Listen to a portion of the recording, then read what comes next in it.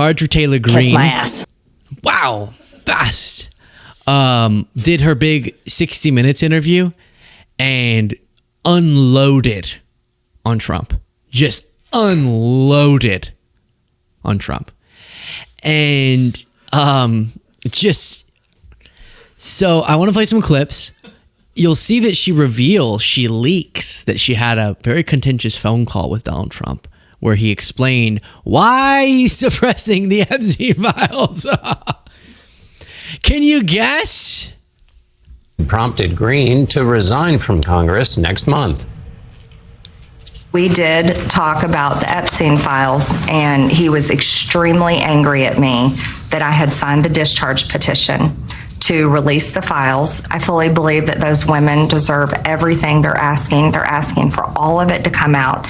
They deserve it. And he was furious with me. What did he say? He said that it was going to hurt people. So there's a lot of actually probably even more interesting clips that I'm going to play for you throughout the segment. Please do, if you appreciate the show, click the subscribe button. It's just really simple. Look at that. 60% of people who watched in the last week were not subscribed. It makes all the difference. But on that clip, you couldn't have given us any more specificity. Like, also, we know. It's interesting he calls you screaming, like we knew the reporting of his screaming at Marjorie and you're going to hurt people. But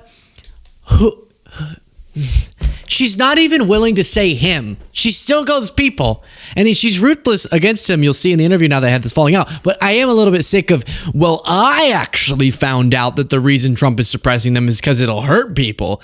And he doesn't mean the victims. He means perpetrators. So yeah, they should be hurt. But before showing you more of these clips, this is a sad moment for the relationship between Marjorie and Donald. And I think this about sums it up.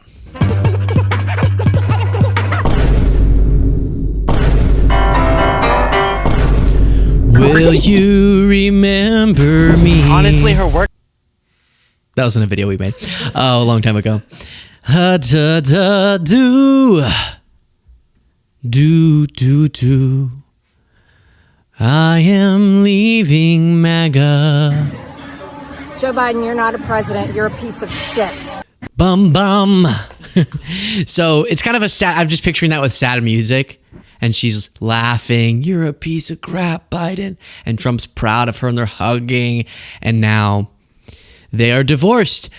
Before anything else on the subject of Trump, I really appreciated that Leslie Stahl said, hey,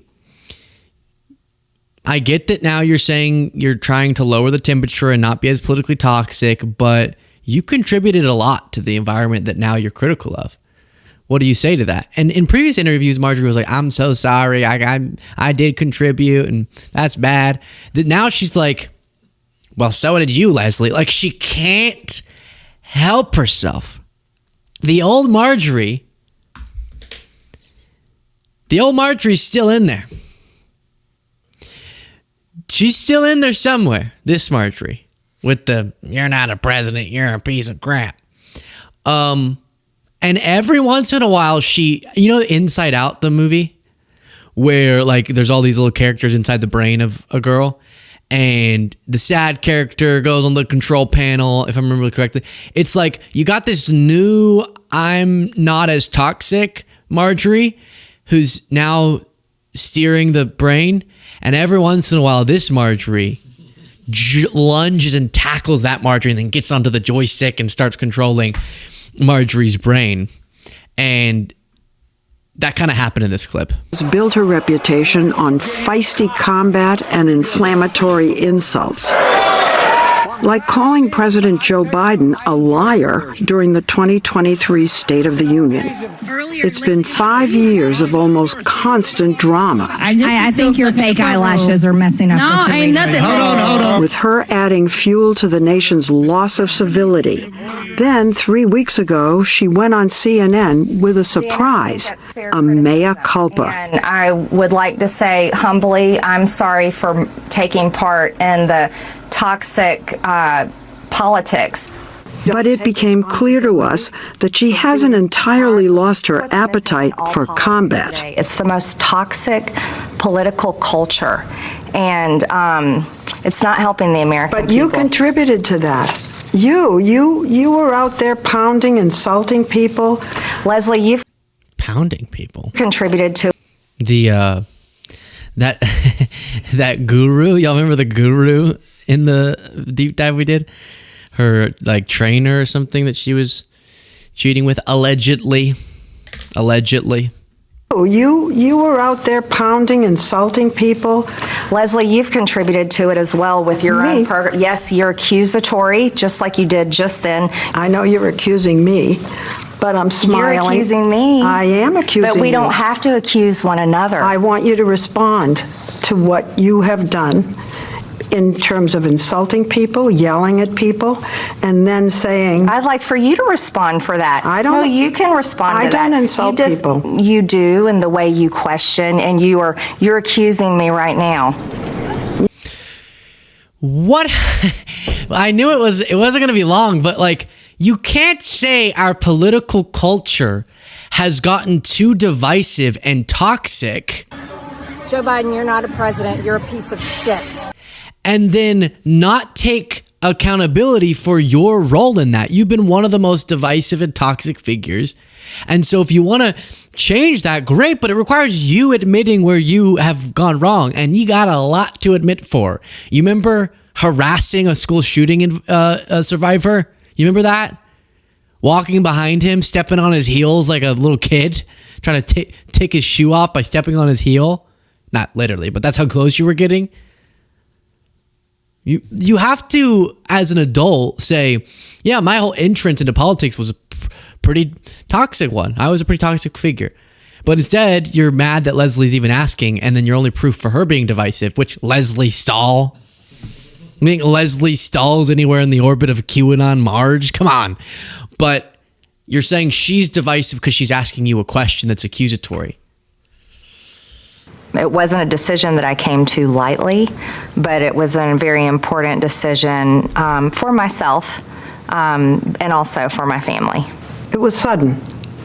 It was sudden, but a lot of things changed. I stood for women who were raped when they were 14 years old, and the president that I fought for 5 years called me a traitor for that. And so that changed the landscape of things. So I'm going to ask you straight out. Mm-hmm. Did you surrender? Did Donald Trump run you out of town? No, not at all. Actually, Leslie, it's more like this, is I said in my statement, I will be no one's battered wife, and I meant it. And I won't allow the system to abuse me anymore. You really feel abused. You know, he did come after you pretty hard. He called you a lunatic, I'm quoting. He said all she does is complain, complain, complain in caps, and then he called you a traitor. So he hit you, whacked you. Yes, he did this in the same time span where President Trump brought in the Al-Qaeda leader that was wanted by the U.S. government, who is now the president of Syria. Then within a week, he brought in the Crown Prince, MBS, who murdered an American journalist. And then he brought in the newly elected Democrat Socialist mayor of New York. That was the time span that he called me a traitor. Marjorie Trader Brown, he called her, you might remember. And yeah, she's saying, can I be honest? I'm bored. I'm bored. I have more clips. I get it. Like, yeah, I'm glad she's speaking out against him.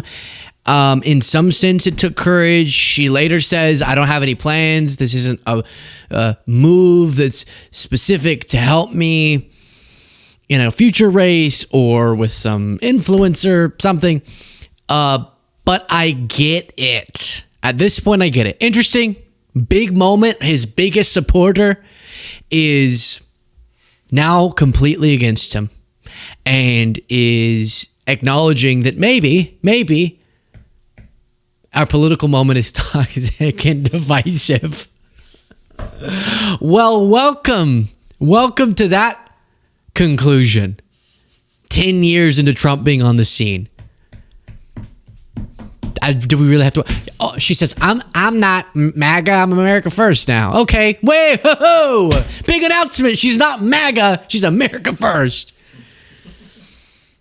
Nothing's wrong with it. I'm just kind of annoyed right now. Nothing. Good job. Good job. She's speaking out against him. Woohoo. And this is going to make it worse.